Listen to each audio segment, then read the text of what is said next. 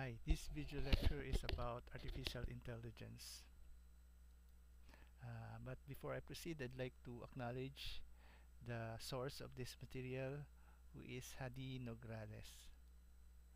Okay, for the outline, let me make myself small first. There. Okay, for the outline, first I'm going to talk about what is artificial intelligence. Next, I'm going to talk about the branches of artificial intelligence, and then machine learning, examples of artificial intelligence, which are regression, Kalman filter, and neural networks. Afterwards, I'm going to discuss some applications for the AI. So artificial intelligence. Again, let me make this smaller so that you can read. So artificial intelligence, or AI, is the ability of a digital computer or computer-controlled robot to perform tasks commonly associated with intelligence being. So these are intellectual processes characterized as human characteristics, such as perceiving, learning, reasoning, and solving problems. Research in AI has focused chiefly on the following components of intelligence, which are learning, reasoning, problem solving, perception, and language, or using language. Machine learning. Machine learning is an application of artificial intelligence that provides systems the ability to automatically learn and improve from experience without being explicitly programmed. So it means that you only program it once, and then you leave it. The machine can already have some intelligence. You don't have to uh, program it, reprogram it every time you want it to do something. So there is no explicit programming involved. So probably you just program it once, and then uh, the machine will start to learn. Anyway, to continue, machine learning is the art of study of algorithms that learn from examples and experiences. Distinct subset of AI that trains a machine how to learn. So machine learning is a distinct subset of AI. And then you also have deep learning. Deep learning is a subfield of machine learning. Deep learning does not mean the machine learns more in-depth knowledge. It means the machine uses different layers to learn from the data. The depth of the model is represented by the number of layers in the model. So these are the branches of artificial intelligence. So you have big data there, you have natural language processing, you have neural networks, you have speech, robotics, vision, expert systems, cognitive computing, and machine learning. But we will not be taking, I will not be going to discuss all of them. Okay, so this is machine learning versus traditional programming. So when you have a traditional programming, you have data, and then you have some rules, which is your algorithm, and then you have output.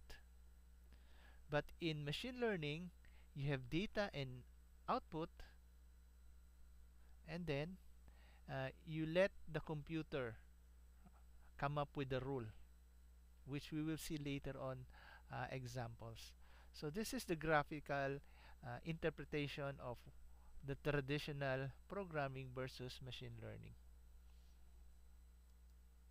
So how machine learning works. So in the first uh, picture here, the illustration is the learning phase.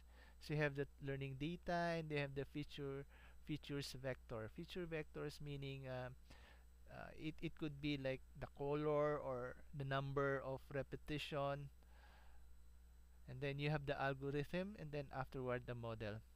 And then for inference model, You now have a test data. This one is you still teaching the machine. The first picture here, the picture in the above, you're teaching the machine something. So when it has already learned, you now have a test data plus the feature vector. It could be you might be tracking how many times a certain number has appeared, or you might be tracking the color of a certain object uh, that is being processed, or probably the number of times a certain word has appeared, or how many times this kind of word is being used in a sentence, or the sound that was used to determine if there is a certain output. So these are the features vector. And then the model, which was already done in the learning phase, and then you have the prediction. So from these different features, your machine, if it's a learning machine or a machine has already an AI, should be able now to predict certain characteristics. Say, for example, in an earthquake. So, predictors there or features there could be number of birds or birds flying from a certain direction, or probably the temperature. I'm not sure if there's a temperature, but I'm sure that there should be a seismic activity probably. So you're going to put all these feature vectors and then use the model, because we will assume that your machine has already learned something, and then it can now predict if there will be a powerful earthquake that could cause tsunami probably, or could be a destructive earthquake that could destroy buildings and infrastructures. So that's how machine learning works. So first you have to teach it, so there's a learning phase. Then afterwards you have the inference. There's an inference from the model. So the model will basically depend on the feature vectors and the algorithm that you have programmed, that you have placed in that machine. So these are the different kinds of learning. So there are three of them. You have the unsupervised learning, you have the supervised learning, and you have the reinforced learning. So I'm going to discuss them one by one in the succeeding slides. So here you have the supervised learning. It's called pre-categorized data. Classification is seen as supervised learning from examples. So there are examples. The data, it could be observation or a measurement, or observations and measurements are labeled with predefined classes. So there are two types. One is classification, the other one is regression. So for unsupervised learning, data are unlabeled. Class label of data are unknown.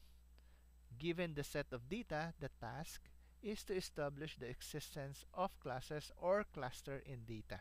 So remember that, given the set of data, the task is to establish the existence of classes or cluster in the data. So we'll have examples here. So you can follow these links to learn more. These are YouTube links. So this is an example. If you have a supervised learning, say for example, if you're going to you have a machine and it has a camera, and then you're going to show apples. In this case, you have three apples there, and then there's an annotation there. You're going to tell the machine that these are apples. So the next time around, uh, this is for supervised.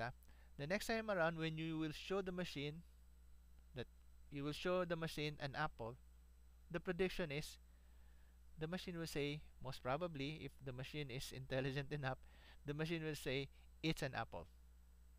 So first is you're going to show the machine apples, and then you're going to tell it there is an annotation that these are apple. Then afterwards you're going to show the machine a certain fruit. If you're going to show it an apple, it will tell you it's an apple. Otherwise, probably it will say it's not an apple. So that's supervised. For unsupervised, you are going to show machine the machine, in this example, you're going to show the machine different fruits. And then the machine will now cluster, will now group these fruits depending on certain characteristics. Say apple, the shape, probably the shape of the apple and the color of the apple. Of course, the machine cannot smell the apple or cannot weigh the apple, but there are some parameters that the machine is able to capture, and that will be the basis for the clustering. And then there's a banana there, and then the other one is still apple, different color. So there are two types of apples, and then you have a banana. Is it an apple? Yeah, I think it's still an apple.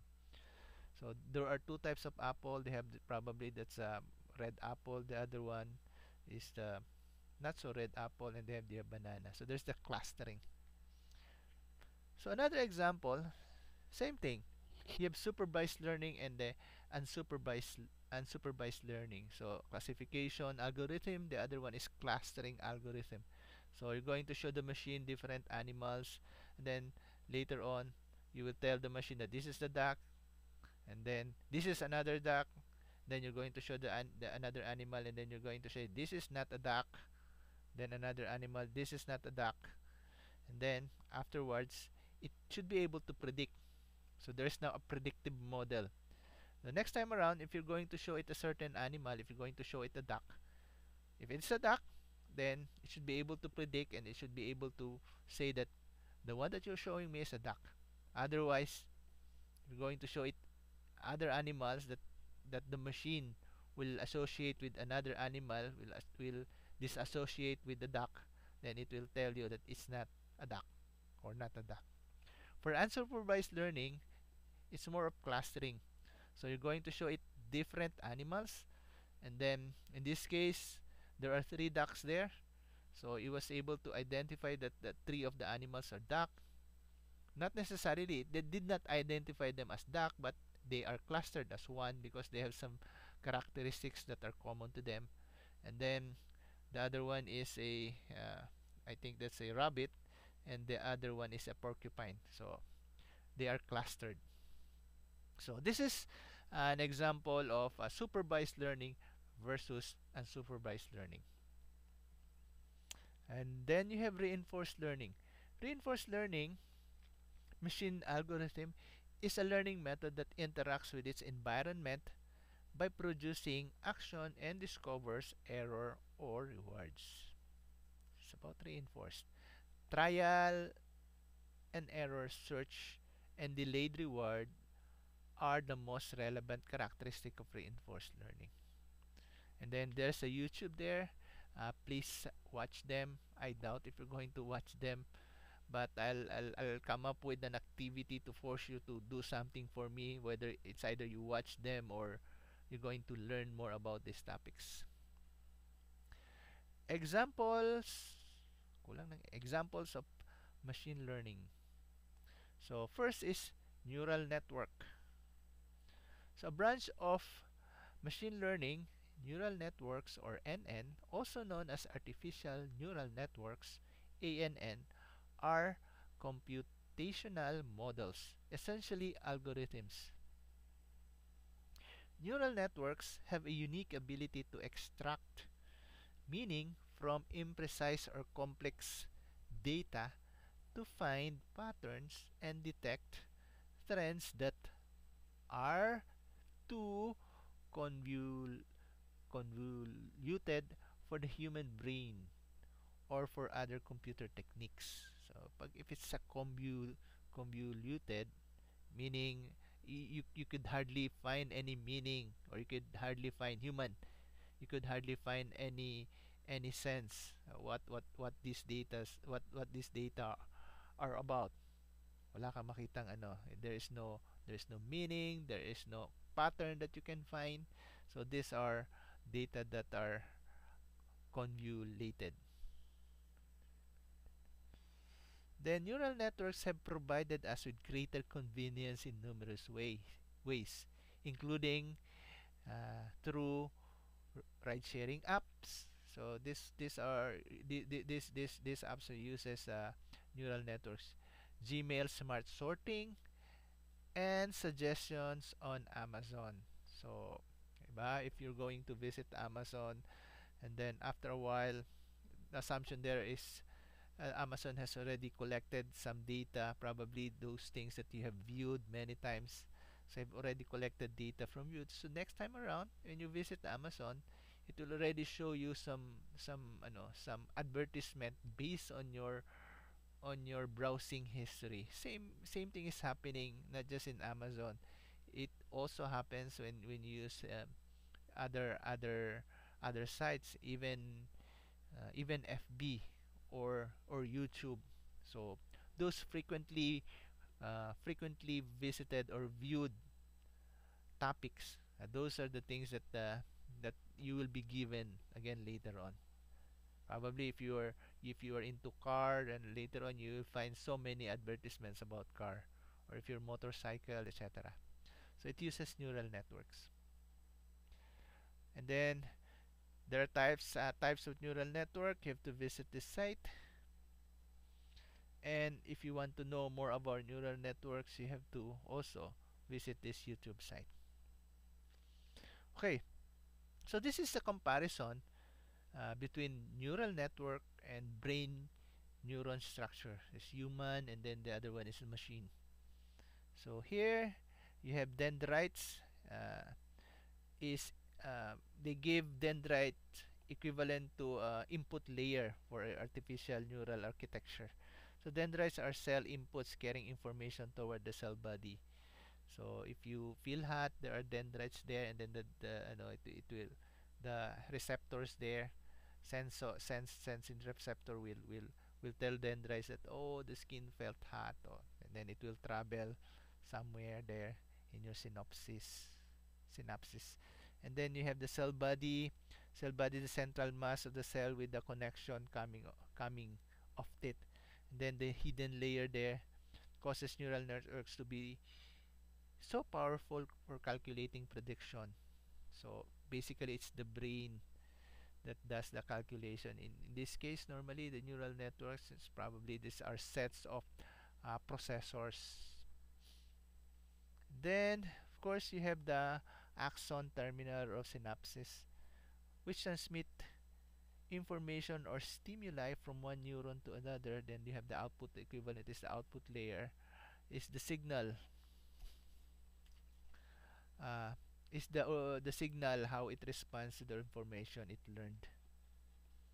So after it have learned something, there's an output. So this is uh, showing you how human brain neuron structure, and comparing it to artificial intelligence structure, artificial neural network structure. Sorry. So still under neural networks. So it shows here again. It still shows here the brain. Oh no, the human neural neuron. And then on the right side is the equivalent mathematical model. So you have the equation there below, summation of that equation with the limits. Okay, so here is an example of how neural networks works. So for example, uh, this is human example. You wanted to uh, you are making a decision whether you want to go to France or not. So there are many consideration, but in our example there are only two consideration. Probably one of the considerations most often than not is the price of the ticket. So it says here that the price of the ticket is, the condition is the price of the ticket is less than $1,000. So if it's less than $1,000, you put value there 0 or 1. So if it's less than, probably 0. If it is more than, then you put 1. And then another consideration if is, will my girlfriend or my boyfriend or the wife or the husband will go? So you will also put a value there. So 1 or 0 lang ang value. And then you will also put a value uh, if you're going to France, based on the values that you will get. So using the formula that you have seen earlier. So it will be computed by your neural networks, and then if you get a value of 0, then it means that no go. If you get a value of 1, then it means go. So 0 and below, go. 1 above, no go. Yes, go. No go, 0. 1, yes, go. So that's how neural networks work. So based on calculation, you put value to certain conditions, and uh, then you will also be the one who will determine if go, no go, 0 or 1 value. So 0 go, 1 no go. No, no. 0 no go, 1 go. Another example is surf or not surf. Okay, so there are three conditions here. So you also put 1, 0. So are there shark? So 0 for no shark, 1 for there are sharks for that particular area. So line is empty, meaning no other surfers using. Then you say uh, 0, line is empty is line is empty is 0, probably line empty is 1. And then uh, waves are good. So waves are good is very, this is relative. It could you just say waves is good. It should be something else. If you want to be more precise, probably you will say that waves is 3 feet high or waves is 6 feet high, something like that. But again, uh, probably as a human, you will just decide just looking at the wave it's a good or no. So again, you're going to put a value there, 0 if it's no good, good 1. Then using again your mathematical equation there for your neural networks, and then you determine 0 or 1. 0 yes, 0 no, you will not surf, and yes 1. So that's example of how neural network works. So in programming, basically in your algorithm, basically you have conditions there. Then you just probably have their if else conditions. Probably lots and lots of it. In our example, you only have 2 or 3 conditions, but in reality, there are so many conditions there before you can come up with the decision. So more example of neural networks. So you can visit this site. There's an assignment here, but this assignment was created for the other class by Mr. Nograles. So I'm going to come up with another assignment for you. And then you have the Kalman filter. So Kalman. So the idea of Kalman filter, this is highly uh, technical in a sense that it uses mathematical model. Okay, so there are some links here that you can use. So here, so there is the estimate of the current state is equal to the predicted value of the current state. Then you have a factor there times the measurement minus the predicted value of the current state. So this is the formula for the Kalman filter. So you have to have the predicted value of the current state, and then you have a certain factor there, and then you multiply the factor by the measurement minus the predicted value of the current state. Okay, so the current state here is the same current state, the first figure here. Wait, this one, the predicted value of the current state here is the same as here. Then here the measurement. Okay, so the idea there is just like any other filter, because there are some noise there that you have to remove the noise so that you can predict a certain value by removing some noise. So we will have example here in the succeeding slides. So this is how it will look like. Getting all this value, the estimated of the current state, predicted, and then the factor, then measurement. So input is the measured value. You have to measure whatever you can measure there, And then this is iterative, by the way, meaning depending on a certain time, you get a certain value. So this is iterative in nature. So estimated, and then update. Under update, you should have the calculate the Kalman gain, which is equals to the estimate the current state using the state update equation. And to initialize, you have to input the system state initial guess. You're going to guess it here. Yeah, this one.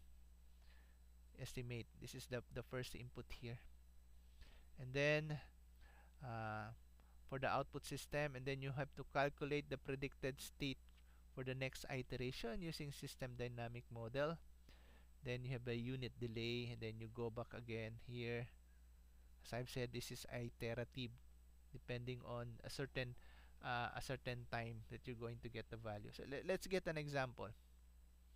So there's already example 2. I don't have example 1. Anyway, tracking the constant velocity aircraft in one dimension. So you're tracking uh, the the the constant velocity aircraft. You are tracking the aircraft with a constant velocity, and it's running in a straight line. So normally these are used by your tower in the airport. So they're using Kalman filter there. But Kalman filter is just a very primitive way of tracking. There are other filters that you can use that are uh, more precise, but they are more shall we say more difficult, and mathematics is more complicated. But for Kalman filter, just so for discussion purposes, we will use Kalman filter. But there are many other filters. Okay, so here, so this is your formula. If you want to get the value there, if you have to want to get the estimate of the current state, in the case of our airplane, we want to estimate the location, the distance, this one. So using that formula, there you have to initialize first what you know. So to get the current distance or current location of the airplane, you have to know some data. You have to estimate where the airplane is, and then use the computation. As I've said, it's a bit complicated here because it uses a mathematical model. So tracking the constant velocity in one dimension. There are assumption here. The airplane is running. Uh, there is no acceleration, but the velocity is constant, and it's going in a straight line in one direction. So these are some examples there, and this is how it will look like. So the true value which we do not know, because this is assuming that we do not know the speed of the airplane. So this is the true value, and these are the measurements. Uh, this is the result after you get the estimate and the prediction. So as you can see, shortcut na lang, as you can see, the green and the the blue measurement, I'm sorry, uh, your estimate and true value, the true value is the true value of the airplane, of where it is right now or where it is at a certain time. The estimate is the result after you use the Kalman filter. After using the Kalman filter, that's the result. So as you can see, the estimate using the formula, the estimate, which is no, sorry, again, erase. The true value, we do not know the true value. This is the value for the airplane. So the velocity probably, and the location, etc. The prediction, this is after we make use of the Kalman filter. So you need some measurements there, and you need some estimates. So you have to get an estimate, and then and the measurement. And using the formula, you should be able to predict it. As you can see, the prediction and the true value, the prediction there is the gray one, so almost near the true value, which is the green one. So that's how the Kalman filter works. We'll have more example because I feel that you might not have a very clear view of what Kalman filters is. I promise you I'm going to create another video which will specifically talk about Kalman filter. Then these are some of the applications. So business, e-commerce, I've already mentioned navigation, robotics, of course, if you want to put some intelligence in your robots, social media for various reasons, for tracking, for giving you some predictive advertisements that you've been watching probably some videos, so it's also used for social media, and similarly marketing and healthcare. And these are some of the reference. There are so many references for AI, but these are just some of them, and these are probably some of the more favorite references of Mr. or Engineer Nograles. So with that, I thank you. Wait, how do I close this?